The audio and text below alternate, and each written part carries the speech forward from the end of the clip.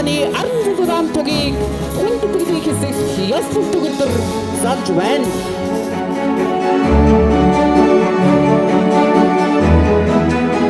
Цэргийн тамгын гадны шалгууны нэгсийг нэгдвэл цэргийн тамгын шинжлэхүйн нэгсийг төлөвлөж ясгарын хэрэг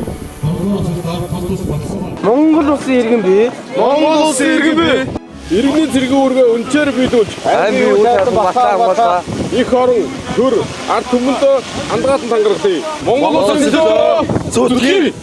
Ороо дэш.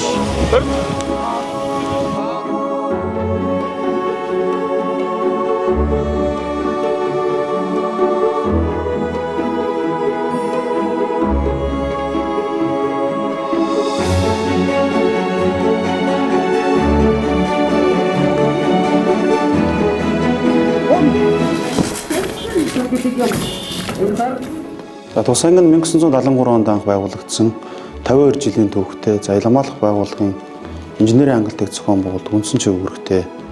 Энэ удаагийн цэрэг татлагаар нийслэлийн 8 дүүргээс шинэ ажилт маань ирсэн. Өнөөдөр бас их орондоо өмчийн баталгаа болсон эр цэргийн тангараа өргөд байна.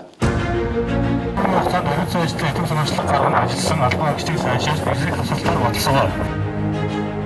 Та бүхэн үүнээс хойш эх орныхоо төлөө зүтгэх хамрагтан болж байна гэсэн үг. Хилчин байлдагч хүн болж дахин баярлуулж байгаадаа баяртай байна.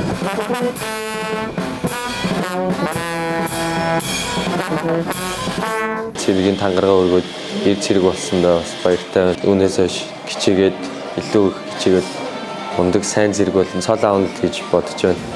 Өргөсөн тангарагасаа няцваас тэгэхэд яг хариуцлагатай том албад орсон гэдгийг ухаарсан байна. Би өөрөө сайн дураараа ирсэн болохоор ер нь зөв сонголт хийсэн гэдэгт итгэлтэй байгаа.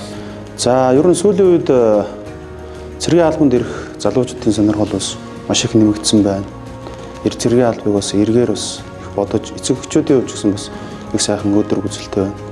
За шинэ ажилт маань бол цэргийн иргэний хаан шатны мэдлэгт суралцаад энэ богино хугацаанд бас арга ир найз нөхөд эцэг эхчүүдтэй бас тайлгнаж байгаа хэлбэр нь бас явж байна. За жагсаалын үзүүл тоглолт, гадна талааны үзүүл тоглолт, зөксөтэй зөксөхгүй жагсаал.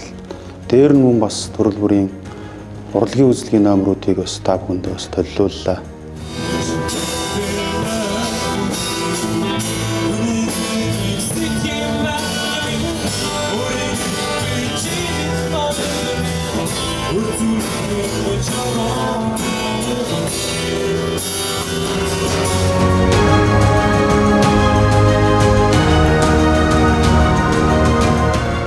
Нэрнийхээ өмнө байгаа нэг үсгийг өндөр дөрвөж албаа нэр төвтэй хаагаараа миний дүүнэр.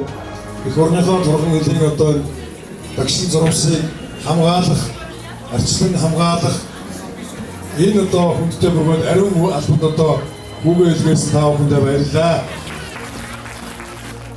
Дээр нь бид хүн бас өдөр тутамдаа хөгжлөөд байгаа алба баах орчин нөхцөл, үүрэг гүйцэтгэх нөхцөл бололцоо гэдэг юм дээр онцгойлон анхаарч байгаа учраас манай эцэг эхчүүд бас итгэл төрүүлсэн сайхан арга хэмжээ болж гинэ гэж би бас харж байна.